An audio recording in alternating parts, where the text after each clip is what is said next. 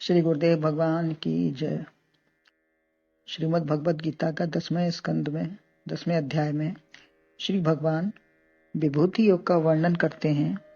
लेकिन विभूति योग का वर्णन करते हुए भी नाम जो भी हो, लेकिन गीता का लक्ष्य यही है कि परमात्मा के स्वरूप का निर्देश हो, किसी भी तरीके से, किसी भी भाव में, किसी भी नाम में। यही सबकी अनुभूति होनी चाहिए। यहाँ भजन का प्रसंग है। ऐसा भजन हो भगवान सम्मुख हो जाए। भजन हो तो ऐसा हो, भजन हो तो मन को लगा के भजन हो, सोई इंद्रियों को जगा के भजन हो। तो भजन भी हो तो ऐसा बिल्कुल परमात्मा हमारे सम्मुख प्रकट हो जाए। स्वामी ब्रह्मानंद जी भी भजन गाते समय गुरु को सामने खड़ा कर लेते थे। ये प्रतिमा या श्री विग्रह के रूप में नहीं, वरन वृत्ति में ले आए। उनके सिवा अन्य कुछ है ही नहीं। तब गुरुजी सामने हैं और कुछ है ही नहीं, क्रिया में वही हैं। सुनना, बोलना, गाना सब उन्हीं के लिए हो रहा है, उन्हीं के द्वारा हो रहा है। फिर सत्य तत्व ही रहा। गुरु सामने हैं तो सत्य तत्व ही सामने हैं, अन्य कुछ है ही नहीं उनके, न विचार में, न दिमाग में, न बोलने में, न सुनने में। तो ऊपर 2 श्लोकों में 8वें 9वें में बताया कि अहम सर्वस्य प्रभुवो, तो परमात्मा ही निमित्त, उपादान, कर्ता व संचालक है। और बताया मच्चित्ता मद्गत प्राणा, मैं कहा कि परमात्मा में चित्त है या चित्त में परमात्मा है, अर्थात केवल ईश्वर ही है, अन्य कुछ है ही नहीं। ऐसे ही प्राणों में बसे। तब वाणी के कथन में भी परमात्मा है, श्रवण भी परमात्मा का ही है। फिर वह कैसे चित्त, बुद्धि, मन, प्राण में बैठा है, यह विचार करना ही भजन है। किस तरीके से वह सब में बैठा हुआ है, वास्तव में है वही, लेकिन ये विचार में आ जाए कि हमारे मन, बुद्धि, चित्त, प्राण में सब वही बैठा हुआ है, ये विचार होना ही सर्वश्रेष्ठ भजन है। फिर संतोष किसमें होगा और रमण भी किसमें होगा, केवल परमात्मा में ही रहेगा। ऐसा साधन रूपी बुद्धि योग भी वही देता है।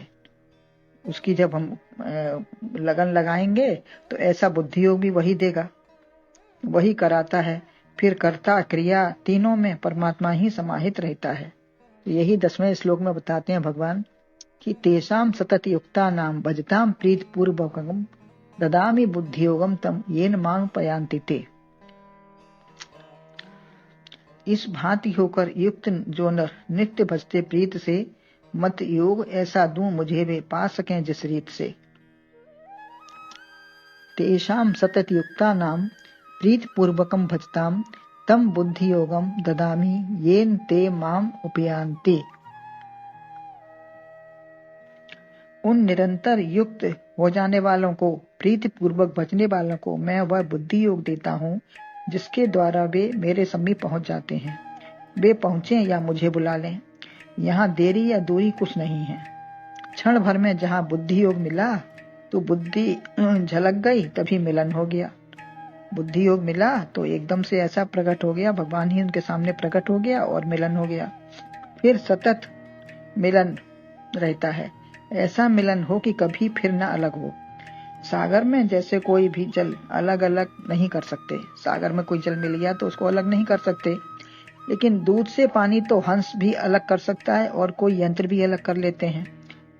आग पर चढ़ाने पर भी पहले पानी जलता है और दूध बाद में जलता है। तो नीर छीर विवेक है ये। किंतु जोड़ ऐसा हो कि अलग ही ना हो, ऐसे परमात्मा से लिप्त हो जाएं। जड़ में चेतन मिल नहीं सकता, जड़ चेतन है ग्रंथ पढ़ गई, यद्यपि मृषा छूटत घट नहीं। तो चेतन चेतन से ही जुड़ेगा। शरीर है जड़, आत्मा है चेतन, तो जुड़ नहीं सकती।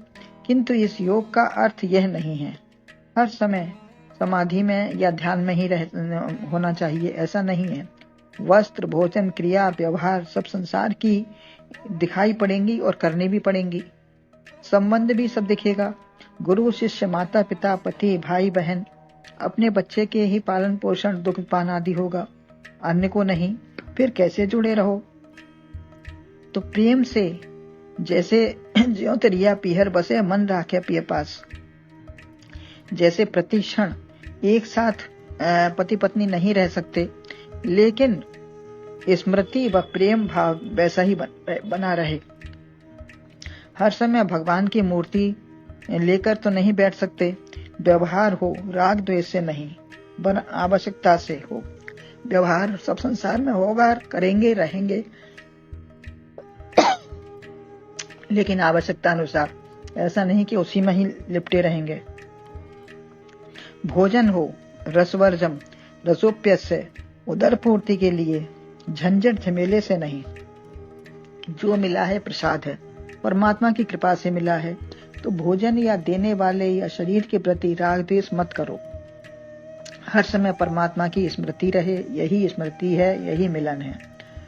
भक्त का या भगवंत का या गुरु पद से मिलकर गायन या ध्यान कुछ भी हो, वाणी नेत्र कानों के पीछे कौन बैठा है, जो यह क्रिया कर रहा है, ऐसी बात भावना में रहे तो सतत युक्त रहेंगे। एक समय में एक ही क्रिया होगी। ध्यान करें या दर्शन, पूजा या श्रवण, सत्संग कुछ भी हो, उसी से जुड़ें। प्रीति पूर्वक भजन हो, केवल नियम पूरा करने के लिए भागना नहीं है। अन्यथा जो काम उस काम के बाद करना है, वृत्ति उसी क्रिया में हो जाएगी। अगर भागने की इच्छा रहेगी तो दूसरी क्रिया में वृत्ति पहुंच जाएगी, तो फिर भजन में मन लगेगा ही नहीं। अतः प्रकार कोई भी हो, नवदा भक्ति हो, नवदा भक्ति बताई है, और भी विधाएं हैं, किसी से भी करो, प्रीति रहे। सबसों तोड़े मुझसे जोड़े, सबकर ममता ताग बटोरी, ममपद बने बांध बट डोरी। तो यह बांधने के लिए कोई बाहर की डोरी नहीं है, प्रेम की डोरी है। जैसे पुलिस कैद करती है तो लोग उसको बंधन तोड़कर काट कर भागने बचने का प्रयास करते हैं, लेकिन जहां प्रेम से खिंचे चले जाते हैं तो वहां से जाने का जी ही नहीं चाहता, वहां से हटना ही नहीं चाहते। तो ये मान अपमान वियोग संयोग इसको नहीं देखते। जो दिया है बहुत दिया है भगवान ने, प्रेम में ये सब नहीं देखा जाता। जो दिया है भगवान ने बहुत दिया है।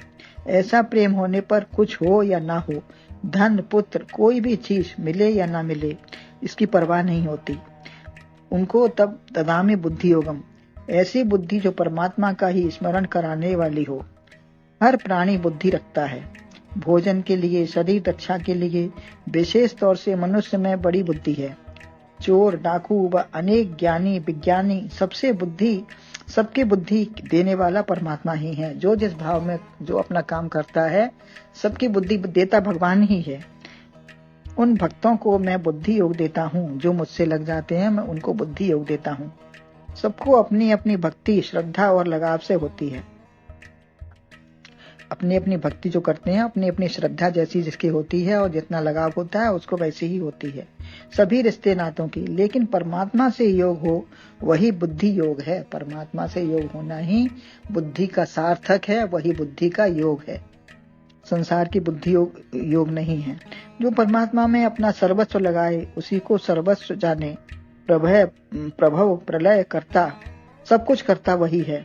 ऐसा बुद्धिमान व्यक्ति कुछ नहीं चाहता। अर्थ न धर्म न काम रुच, गत न चहो निर्माण, जन्म जन्म रति राम पद, यह वरदान नान। एक परमात्मा को ही चाहता है, उससे नहीं चाहता। परमात्मा को चाहता है, परमात्मा से नहीं चाहता कि मुझे कुछ लेना है। प्रीति पूर्वकम भजताम और प्रीति पूर्वकम बुद्धि योगम ददामी, ये दोनों में प्रीति पूर्वक फिर मिल जाता है। ऐसा भाव एक दूसरे का हो जाता है कि वो प्रीति पूर्वक भजता है भगवान को, तो भगवान प्रीति पूर्वक उसको देते भी हैं बुद्धि योग। ये दोनों, जो सेवक प्रेम से सेवा करता है तो मालिक भी प्रेम से उसे देता है। लापरवाही से करने वाले को बस दिया ही जाता है। जो लापरवाही से सेवा करता है उसको केवल दिया ही जाता है, मन से नहीं देता कोई। भक्त ने भजन किया, बुद्धि योग भगवान ने दे दिया, फिर उसके द्वारा वे ही उसको मिल जाते हैं। जो जिसको भजेगा वही उसको मिलेगा। किसी ने दुर्व्यवहार किया तो उसे मत याद करो, किसी का गलत व्यवहार है तो उसे मत याद करो। प्रेम या अच्छी बात को ही दोहराओ, इससे प्रेम का साम्राज्य होगा तो भगवान का निवास होगा। फिर शेष क्या बचेगा। हमेशा सद्गुणों को, प्रेम को, अच्छाइयों को याद करो। यह सब देने वाला परमात्मा ही है। मुझे भी परमात्मा ने यह बुद्धि प्रेम सद्गुण दिए हैं। आनंद से जुड़ेंगे, यही स्मृति आती है कि मुझे स्मरण नहीं होता। यह कहना भी स्मरण है। ये स्मृति जब होती है कि मैं तो याद कर नहीं पाता भगवान को, मैं कैसे उनको याद करूं, तो ये कहना भी उनका स्मरण ही है, अपनी कमी झलकना भी ये स्मरण ही है उनका। तो विस्मृति को देखना, स्मरण करना भी प्रेम है। तो भगवान को ही याद करना, अपनी गलती देखना, ये सब भगवान को ही याद करना है और यही प्रेम है, यही उनका स्मरण है। बोलो गुरुदेव भगवान।